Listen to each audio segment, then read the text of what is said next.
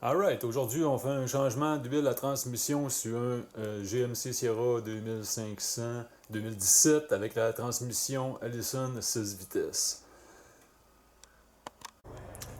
Ok, pour faire ça aujourd'hui, c'est super simple, juste besoin des outils de base. Ok, on a besoin d'un torque wrench, un ratchet, ça fait bien avec une extension.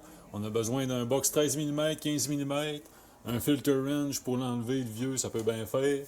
Ensuite de ça, le filtre interne à la transmission qui va dans la panne, le spin-on filtre externe, un gasket de panne, ok, c'est optionnel, j'en parle plus tard dans une vidéo. Mais s'il est magané, là, prévoyez d'avoir un gasket neuf ou que votre magasin de pièces le plus proche en a en stock. Puis votre huile pour la transmission. La transmission Allison 6 vitesses, elle prend du Dexron 6 ou mieux. Moi, je mets du produit AMSA okay, dans tous mes camions. Donc, la ATF, Signature Fuel Efficient, okay, c'est ce qu'ils recommandent AMSA pour mettre dans cette transmission-là. Sans plus tarder, on y va! Aujourd'hui, je suis allé avec l'option facile, j'ai mis le truck sur les rampes. Faites sûr que vos rampes, ils peuvent supporter tout le poids de votre véhicule. Dans ce cas-ci, là, je peux aller jusqu'à 8000 livres par rampe, donc c'est pas un problème. Le véhicule est monté ses rampes, le frein de stationnement est mis. Fait que, première étape, ça va être de drainer le fluide de transmission en enlevant la drain bolt. Alright, fait que première étape, on va enlever la drain plug qui est située juste ici. Pour faire ça, ça prend un box 15 mm. Donc,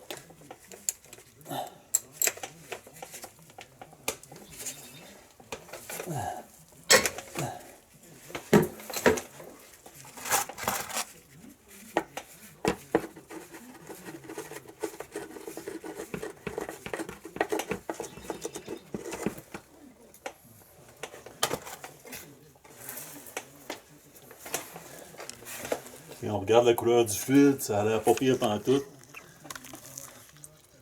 Ok, la raison pourquoi je fais mon changement d'huile de transmission sur ce truck-là, le truck est rendu à 270 000 km. Je l'ai acheté récemment, fait que j'ai aucune idée de c'est quand le dernier entretien a été fait. Ça se peut que ça ait été fait il n'y a pas si longtemps que ça, mais j'ai pas son historique, fait que je prends pas de chance. Je vais le garder longtemps. Fait que je vais y changer le filtre à huile externe. Je vais y changer le filtre qui est à l'intérieur aussi de la panne. On met tout ça à neuf. Fait que comme ça, je sais que je vais avoir la paix pour un bout jusqu'à mon prochain entretien. Fait que je laisse ça couler. Après ça, prochaine étape, on va en enlever le filtreur. Ok, fait que pratiquement toute mon huile a drainé. J'ai remis ma drain plug. Là. Il restait un mini filet pour éviter d'en mettre partout. Okay, de toute façon, je vais enlever la panne. Fait qu'on va la vider au complet. Je remets la drain plug en attendant, pas tout me beurrer. Puis je vais tout de suite aller enlever le filtreur. Fait que je vais utiliser un outil pour l'enlever. Pas se faire chier pour rien.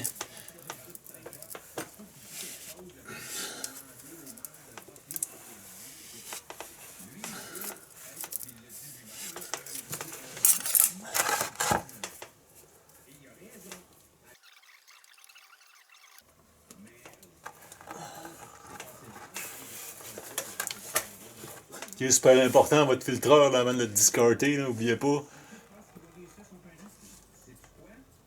Il n'y a pas d'aimant celui-là. Ok, il est censé avoir un aimant ici sur le top du filtreur. Là. Un aimant en rond. Ok, pourquoi il l'a pas ce truc-là? Méchante bonne question. J'ai pas d'aimant ici.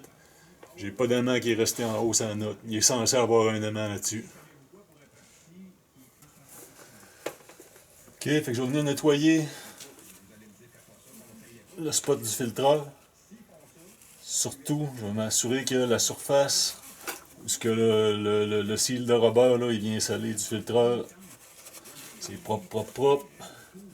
Il n'y a pas une graine de sable là-dessus. Tout est bien beau. Puis on va être prêt à aller mettre le nouveau filtreur.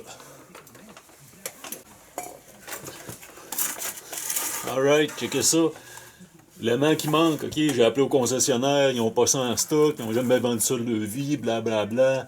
Ils vendent ça 32$ pour un aimant. Fait que qu'est-ce que j'ai pas fait? Je suis allé voir sur Rocoto, 11$. Si vous avez d'autres choses à commander, tant mieux. Par contre, avec le shipping, juste ça, ça revenait à... C'était genre 38$ de shipping là, pour le morceau, fuck off. J'allais voir sur Amazon. Amazon, je l'ai dans 2 jours. Je vais avoir payé 14$. Fait que j'ai commandé ça. Qu'est-ce que je vais faire, c'est que je continue ma routine quand même. Je vais remettre mon filtre, pas d'aimant. Je vais continuer tout mon changement d'huile. Puis même que je l'aille dans 2 jours, je vais juste enlever mon filtreur. Je vais perdre peut-être une demi-pinte d'huile, même pas. Je vais pitcher mon aimant sur le dessus. Je vais remettre ça là, puis ça va être bingo. Fait que je continue avec la procédure de replacer mon filtreur. Ok, fait que pareil comme un filtre à l'huile de moteur de char. Okay, j'ai fait un préfil, j'ai mis de l'huile à transmission dedans. Puis j'ai lubrifié le gasket avec un peu d'huile à transmission. Je vais venir le reposer sur la transmission. Puis lui, pour le serrage, c'est jusqu'à temps que le gasket fasse contact avec le cire. Puis un tour de plus. Moi, vu que je suis têteux, je me fais une petite marque. Pas plus qu'un tour, c'est bien écrit, c'est écrit sur le filtre, c'est écrit dans la procédure, c'est écrit partout. Fait qu'un tour. Ok, un tour et un 16. Bon. Après ça, j'ai marqué dessus, on est le 2 du 5, 24. Le truck est à 261 191 km. Comme ça, je sais toujours c'est quand la dernière fois que je l'ai changé. Ouais. Ça, on va pouvoir le checker quand je me penche en dessous du truck.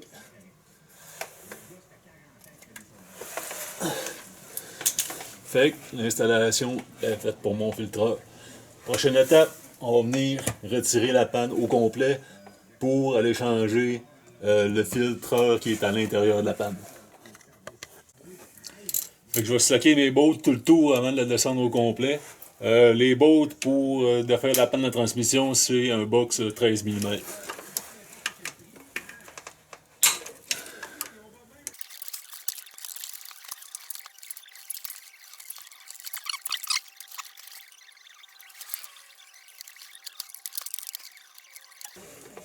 Ok, je me garde une botte ici en arrière, que j'enlève pas au complet. Ça va tenir la panne le temps que je finisse d'enlever le reste.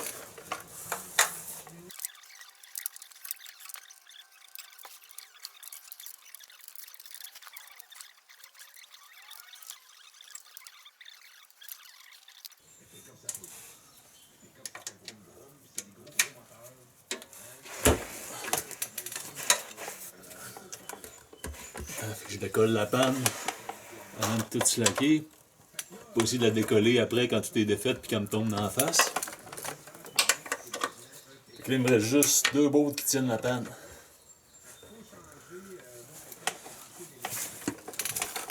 Là, je vais les enlever en soutenant la panne. Je vais prendre un bain d'huile à transmission.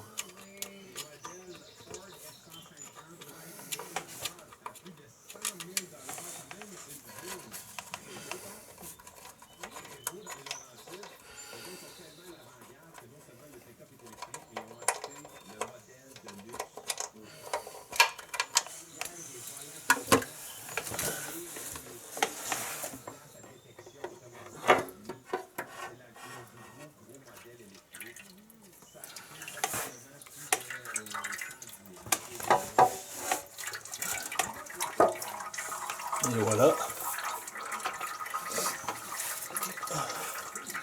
On va laisser ça se drainer un peu avant de venir enlever notre filtreur. Ok, ça a pas mal fini de s'égoutter. Fait que je vais enlever le filtreur. Pour faire ça, je fais simplement tirer en ligne droite par en bas ou le tube du filtreur ici, tout ce qui rentre dans la transmission. Aussi facile que ça. Là, il y a un gasket après le filtreur, ok? Il n'est pas venu avec. Fait que je vais faire sûr d'aller l'enlever à l'intérieur. Et c'est juste un gasket de rubber. Il est bien collé.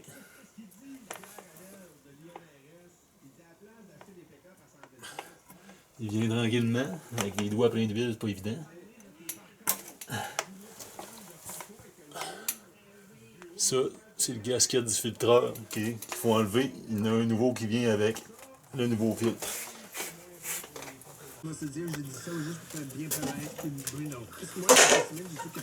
Et là, tout ce que j'ai enlevé jusqu'à maintenant, en drainant par la drain plug, en descendant la panne, il en reste pas mal dans la panne. Le vieux gasket en passant. Vieux gasket, la panne à l'huile, techniquement réutilisable, mais vu que je savais pas l'état, comme je disais, c'est un nouveau véhicule pour moi, je n'ai acheté un, et c'est pas plus grave que ça.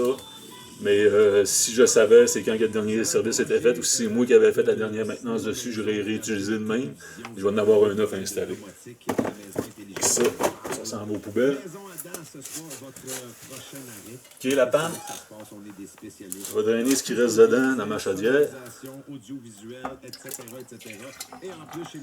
En même temps, j'inspecte le fluide de quoi ça a l'air. Je vois le fond de la panne s'il y a bien des débris.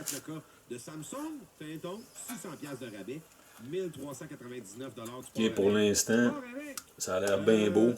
Il n'y a pas plein de limailles là-dedans. L'aimant, okay, la poudre de métal dessus. Mais ça, c'est normal. Si c'est juste comme de la poudre de métal grise qui est dans l'huile de la transmission, okay, c'est normal. Tant qu'on ne voit pas des morceaux de métal en tant que tel, la transmission est correcte. Okay. Fait que je draine ma panne complètement. Après ça, je vais la nettoyer. Puis mon filtreur, tout ce que j'avais ramassé aussi dans ma panne, que j'avais déjà transvidé. Je vais mettre tout ça dans ma chaudière. Profitez de la livraison gratuite et du meilleur prix garanti. Si vous avez des questions, il n'y en a pas de gêne. Contactez les experts de Maison Adam, 418-628-9000 ou rendez-vous en magasin 710. Pourquoi je la garde toute? C'est parce que je vais mesurer la quantité d'huile que j'ai enlevée. Donc, mon fil initial, avant de vérifier mon niveau d'huile à la transmission, okay, je sais que je vais remettre au moins la même quantité que j'ai enlevée. Okay. C'est pour ça que j'essaie d'en garder le plus possible.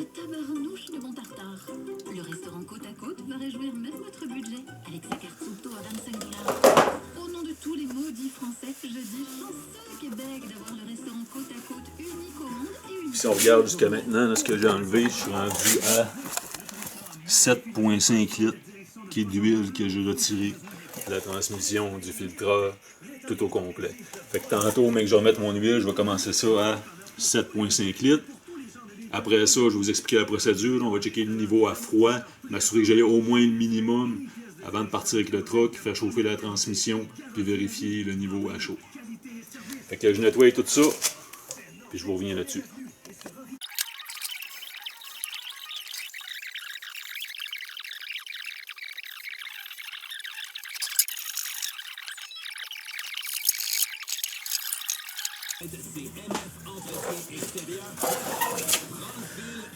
Ok, votre panne est en aluminium. Ok, faites sûr de nettoyer comme il faut le tour où le gasket vient se mettre. Utilisez rien en métal préférablement. Utilisez pas un tournevis plate ou quelque chose. Au pire, une lame de rasoir, mais faites bien attention. Pas graffiner l'aluminium. Si vous laissez une ligne profonde là-dedans, ça peut faire un petit airline leak. Là. Fait que ça va fuir par la petite ligne qui est là. Fait que, allez-y doucement avec votre panne d'aluminium. Faites sûr de bien nettoyer le tout, que le nouveau gasket ne vienne pas s'installer sur une ligne de crasse et que ça vous cause une fuite.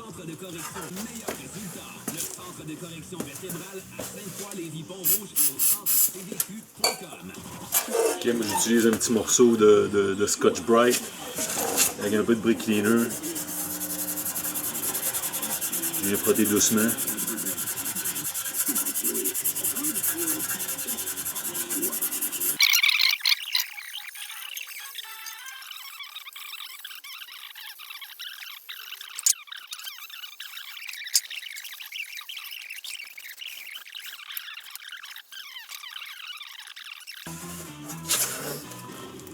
Tout beau, tout propre, on va être prêt à aller réinstaller ça.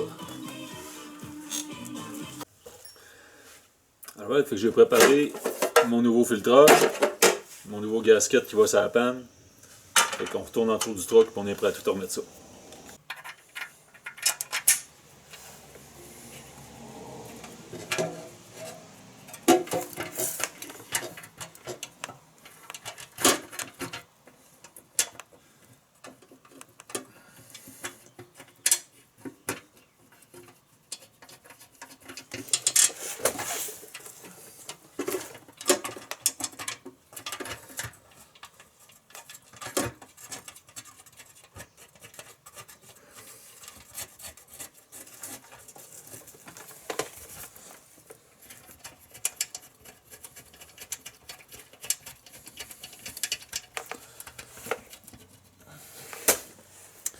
Alright. Fait que je vais venir placer toutes mes autres bolts. On va juste les accoter.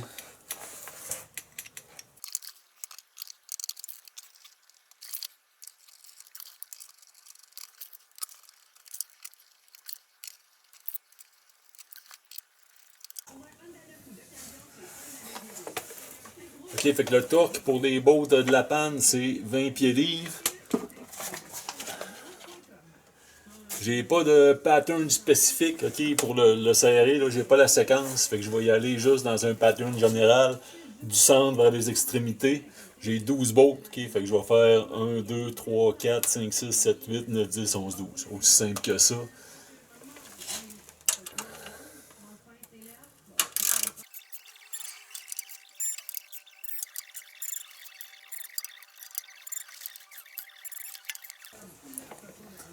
Et voilà. Après ça, je vais revenir torquer ma oil drain plug, ok, que j'avais pas fait au départ, j'avais juste remis, faut pas l'oublier. Elle, c'est 26 pieds-livres.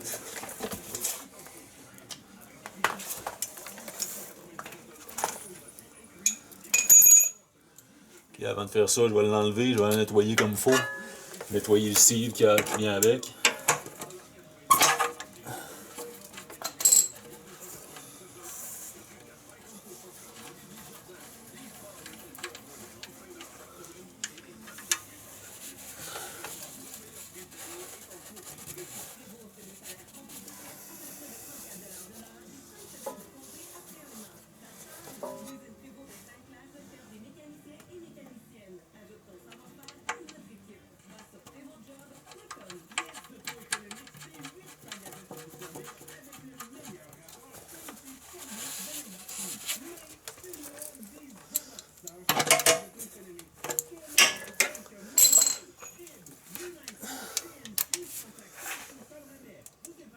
Puis on serre ça à 26 pieds-livres.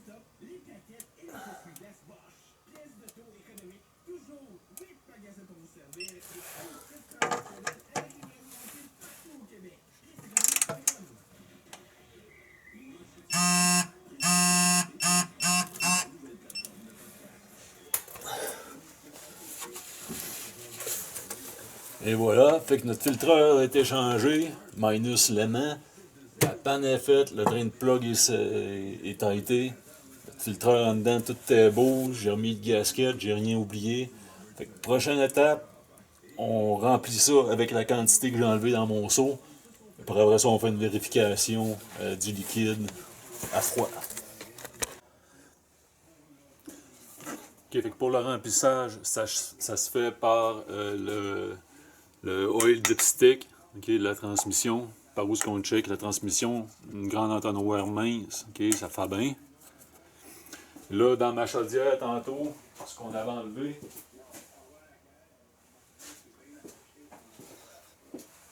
ce qu'on a enlevé dans ma chaudière, tantôt que j'ai mesuré jusqu'à maintenant, je suis pas mal exactement à 7,5 litres.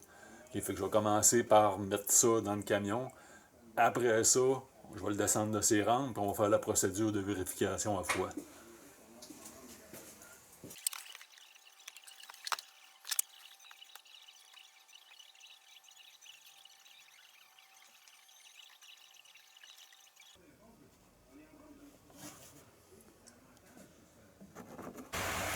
Donc la procédure pour vérifier le niveau d'huile à froid, il faut que le moteur soit en train de tourner.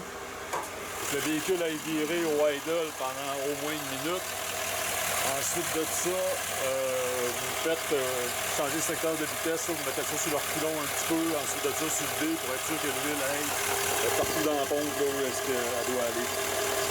Ensuite de ça, c'est fait, vous laissez le véhicule virer au idle. Et puis vous venez vérifier le niveau d'huile avec le dipstick.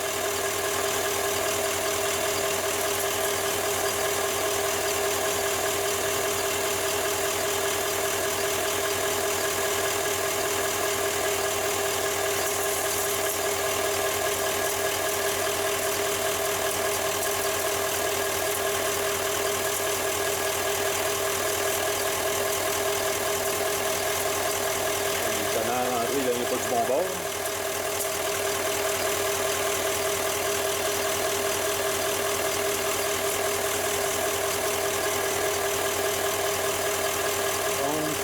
initial, ça me donne... Ok, je sais pas si vous voyez bien là, j'ai juste ici mon niveau d'huile. Donc je suis encore une bonne 20,5 là, en bas du niveau que je suis supposé être. Je vais tout de suite venir ajouter ça, je vais éteindre le moteur, on va rajouter ça avant de le vérifier. Fait que j'ai rajouté l'huile qui me manquait. Après ça, je suis allé me promener un peu avec le truck, une dizaine de minutes. Le but, c'est de faire monter la température de la transmission entre 74 et 85 degrés Celsius. C'est à cette température-là que le hot check va se faire. Là, la température qu'il fait dehors, puis même si je roule sur l'autoroute, il ne monte jamais à ça. Il va tenir à peu près à 50-55 degrés Celsius. Si je tire rien, je ne la fais pas forcer, ça ne monte pas plus haut que ça. Fait que je vais vérifier ça plus tard. Mec fasse un peu plus chaud, ou même que j'aille de quoi tirer. Et pour l'instant, je vais vous montrer qu'est-ce que ça donne.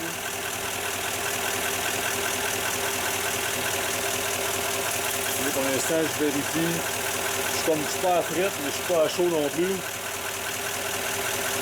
La marque, elle arrive entre les deux. Okay, fait que, je n'ai pas encore atteint la température, fait que c'est peut-être normal. Mais en tout cas, une chose qui est sûre, c'est que je sais que je ne manquerai pas d'huile, je peux utiliser le truck normalement.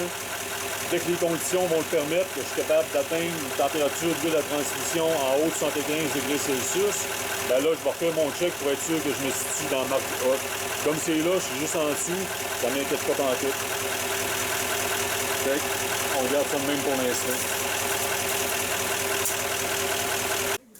Alright, fait que c'est ça qui complète notre changement d'huile à transmission sur un Sierra 2500 2017.